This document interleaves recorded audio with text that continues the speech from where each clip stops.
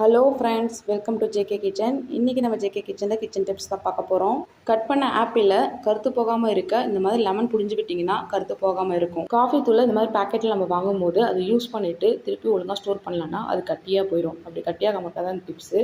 So நம்மளால் ஹீட்டான பாத்திரத்தில் அதை வச்சு ஒரு தடவை தேய்ச்சி விட்டிங்கன்னா அது க்ளோஸ் ஆகிக்கும், அது கொட்டவே கொட்டாது. நெக்ஸ்ட் டிப் பார்த்தீங்கன்னா, கொத்தமல்லிலாம் வாங்கி ஃப்ரிட்ஜில் ஸ்டோர் பண்ணி வச்சுருப்போம். அதில் பாதி கொத்தமல்லி வாடி போயிடும். அதை தூக்கி போடாமல் வெதுவெதுப்பான தண்ணியில் போட்டு எடுத்திங்கன்னா சூப்பராக ஃப்ரெஷ்ஷாக மாறிடும்.